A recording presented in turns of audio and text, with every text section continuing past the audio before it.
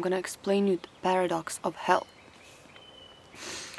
So basically I have my notebook where I wrote a lot of things and I'm just gonna be looking through it. So hell is a paradox because it doesn't exist. Hell is a self-destructive consciousness. Hell is a self-destructive consciousness who infinitely is destroying itself. So yeah, that's what hell is. So it does not exist. That's, you gotta understand now that I'm gonna be explaining to you something that does not exist. And so since I exist, and in order to explain how something works, I will have to use the terms of existence, but in and of itself, that thing does not exist. Now, of course, stay with me because stay with me. I'm gonna explain to you how. It's a very paradoxical situation. Now, it could potentially just destroy itself, that consciousness, right? Because hell is a consciousness that is constantly destroying itself. It could just destroy itself once and then it would just be gone, and there wouldn't be this infinite destruction. But since, first of all, consciousness cannot be destroyed, can only be like transferred. Like they say, energy cannot be destroyed, it can only be transferred. So consciousness also cannot be destroyed, and that is because, well, God is giving you life in every single moment, unconditional love, and it is giving you that infinite existence. And so he even gives you this infinite existence to the point where he allows for you to like completely deny him and completely not exist. He even allows that because he gives you the ultimate freedom. So basically, yeah, so he gives you the free will to choose to even reject him completely and live in your own personal hell. Yes, because hell is a personal hell. There is no such thing as hell. You can create your own personal hell. Yeah, so God does not send you there. You go there yourself. You create that situation yourself, that paradox. When you die, you gotta understand that you no longer experience time. So time dissolves. There is no more matter, because time only exists here in the three-dimensional world where there is matter, space-time, basically. Space-time. So that's why you experience that time whilst you're as a human. But once you die, you leave the body, you're no longer experiencing time because you're ascending into a higher dimension, and the fourth dimension is the dimension where there's no more time. So you go beyond time, basically. That's why I say when you become more present, time just does not exist anymore. When you die, you experience infinity because there is no time, and you either experience the plus infinity or the minus infinity. One of those. There's you gotta understand this because when that space of no time is infinite, it's infinite. So this means no matter what you experience the infinity of it. So if you choose to be of love, you experience infinite love. If you choose to be of hate, you experience an infinite of it. Yeah, so basically, like when you die, there is no more halfway. Like, how we are on Earth and we can, like, let's say, negotiate, we can halfway do something, halfway not do something. Like, there's a lot of this halfway of being, like, basically, kind of, we could say incompletedness, but this actually gives us the opportunity to, let's say, think about what we did, because we're here ultimately to learn anyways. So it's like, it's a, as they say, like, we're here to learn. So the fact that we have time, everything slows down, and we are able to, let's say, think about whether we actually want to do something or not. We're able to kind of just have that space to think, because once you leave the body in a higher dimension, there is no more of that. Everything is instantaneous because there is no more time. So when we have that time, we have the kind of opportunity to think, and we are able to basically just learn, like, let's say, better, and to think before we do something, you know, like we have that opportunity. Yeah. So since there is no more time, when you choose negativity, you experience the infinity of it. When you choose positivity, you experience the infinity of it as well. Basically, I watched this video of this guy who had an NDE, so near-death experience, which means that he died and he came back to life. And he talks about it, what happened, like when he died and he was out of his body, and like what he learned. And I would have had to absorb all the good and all the bad from each one of those other lives. And I said, I understand now what I must do. So then I realized that what we call sin or negativity can be compared to gravity. So when we do something bad or something wrong, we acquire gravity. So in this state of heaven, everything moved. Within that light, everything ascended, everything moved. Nothing was static, nothing was stationary. Everything moved. And here it is, when I landed in this heavenly plane, I realized when I first got there, is if, again, I'm blind, I don't see, I feel. Everything, again, is with the exception of the lights. Everything is pure darkness. But within that darkness is infinite love and infinite ecstasy. So we're going back. And infinite understanding. But I also knew within that light, within that plane, everything was ascending. And for me to stay in that heavenly plane, I would have to shed the guilt. I would have to shed the negativity. I would have to shed the sins that I acquired in this life and those other lives. So it was a purification process to be able to keep ascending in this light of these high beings. So when I realized that, I realized it was not my time to go. And I remembered that I had sinned. I was negative. I was not perfect. I was not perfect enough to stay in this heavenly plane. And as my ego and it acquired that realization, they both, in that realm, acquired gravity, and I descended and descended and descended back into the earth and vibrated back into the body. And I said, wow. And I realized that if anyone has, I'm not suicidal, period, at all. But I realized in this space, in this plane, here, the earth, the people, when they commit suicide, they go up, they experience that transcendental infinite love and ecstasy. And the problem with that is when they go, they come right out of it.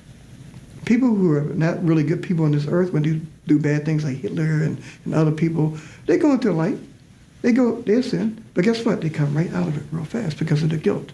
The guilt, again, the sin, the negativity, produces gravity. A purified person has zero gravity, and they ascend, they stay. So with that realization, I realized that a lot of people who are negative, while they go in and come out, they reincarnate back.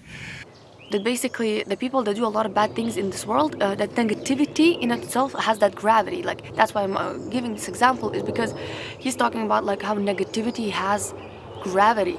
So this is like a proof that negativity has that gravitational force, we could say, in a way, right? So it's like the black hole. And he's talking about how so basically how when you die, if you had a lot of negativity, you know, you in the beginning, you will be shot right into that infinite God's love, light, and then the closer you get, you will start to feeling this guilt, and there's a lot of bad things that you did, because everything becomes more clear, and then you start seeing, and you're feeling that guilt, and you will come back down because of that guilt, because that negativity that you've done has this force on you. It will hold you down, and you will come right back down.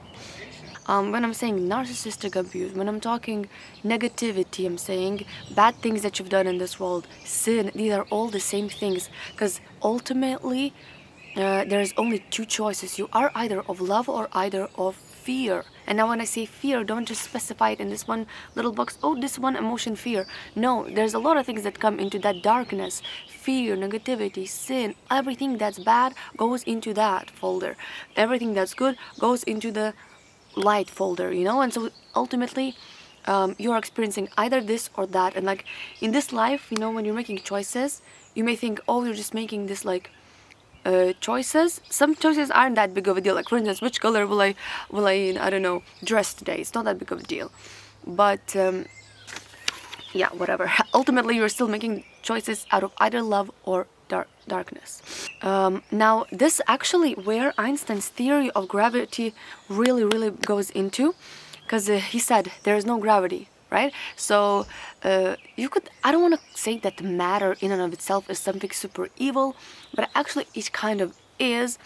And it's like, I mean, it's not the worst thing I guess that could happen, because hell is ultimately worse. But matter, just like Einstein's theory of relativity states that basically gravity is not this kind of like a force, you know, which actually I do think that maybe there could be a potentially some sort of force, but just that matter attracts matter. At least that's how I understood. I tried to understand the Einstein's theory of gravity, and how what I understood is that basically matter attracts matter, and so if a thing, so one thing that has a lot of matter, it's gonna attract everything into it. And so basically, because Earth's mass is very big, but a lot of people could don't know what mass is, so I'm just gonna say it has a lot of matter, because it's very big, right? So it just has a lot of matter. That's why all these things are attracted to it. So it's more so like just matter attracts matter. And he said also that matter, well, actually that mass bends time and space. So that's why we are kind of just not falling off the earth. It's because time and space is bent and matter attracts matter. I mean, I don't know if I'm correct, if that's what he meant, but like I guess. And so basically anyways, but like giving now this example of that, he said that this sin, this negativity, it draws you back down to the matter, right? So he said it goes up and goes right back down because of the sin and of the guilt, and it has this gravity. And so if you want to fly, you have to not have gravity, and so to not have gravity you have to be weightless, right? So that this sin, this negativity, is like a weight that's weighting you down, actually, like honestly. So he talks about like how you just basically reincarnate back to the matter. But I mean, that makes total sense, right? That, you know, if you did a lot of bad things, you're just gonna go reincarnate. But also, I do believe that there are people who have been extra, like, to the like evil, like the most evil people. Like, let's say, you know, Hitler is just the most used, I guess, example, and like some other just really evil people that have done like really bad things. I do think that they actually have so much guilt that maybe they don't even reincarnate, but they go somewhere lower, you know. And it's not that God sends them there, but it's that they also, through multiple NDE experiences that I've listened to, I've heard that basically you know, these people that die, they go to light, everything becomes clear to them, like what they need to do, you know. And they start seeing like the guilt and the sin that they did, and they start feeling it.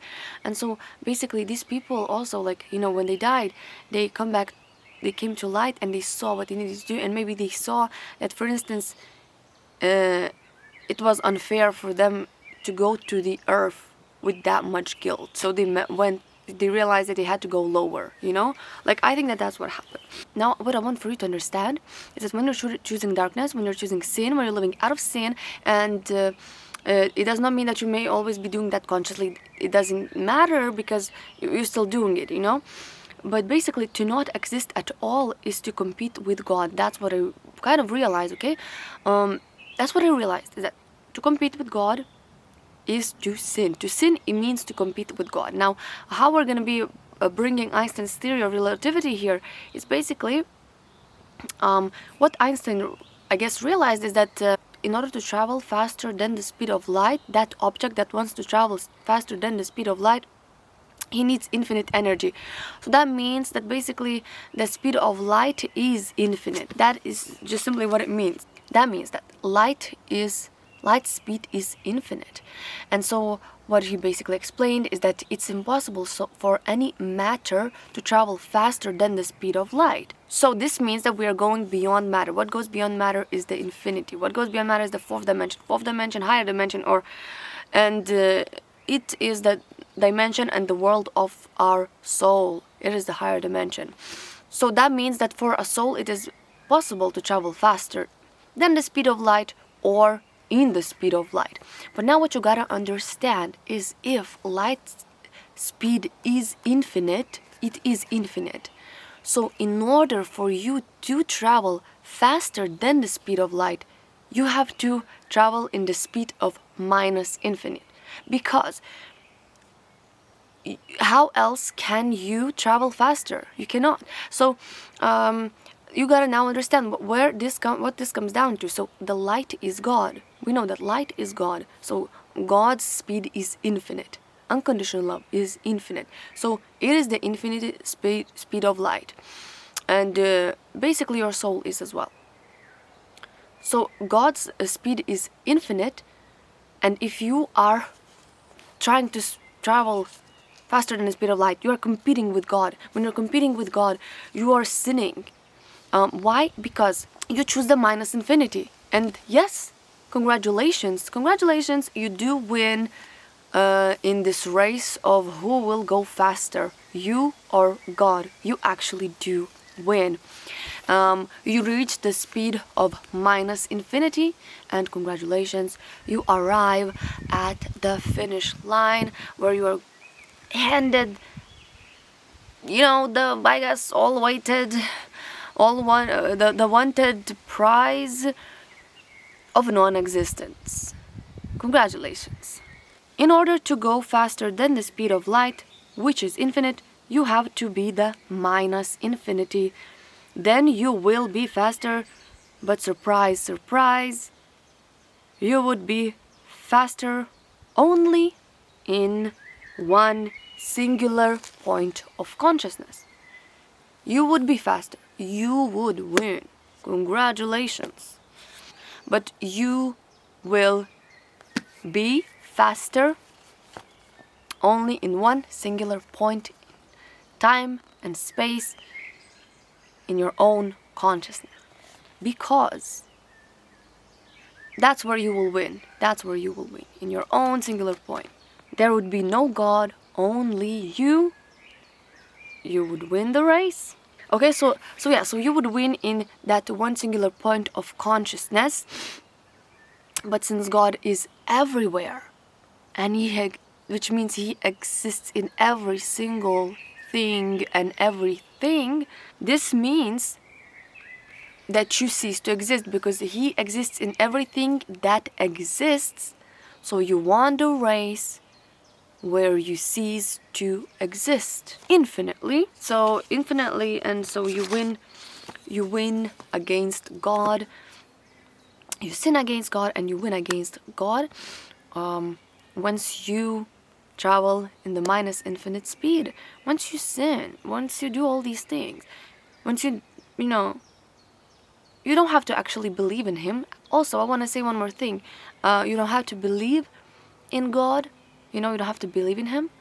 But you can still be of light. If you, let's say, I don't know, if there would be a person who's maybe atheist, but like he is kind to people and he is very passionate about, I don't know, maybe creating something that will save the world. We're not talking about a situation where there would be some sort of psychotic person who thinks that exploding the whole world will save it. We're not talking about that situation. We're talking about a situation where you actually are very passionate about, like, let's say, I don't know, creating something. Actually, I heard this from one NDE, but I just don't remember which one.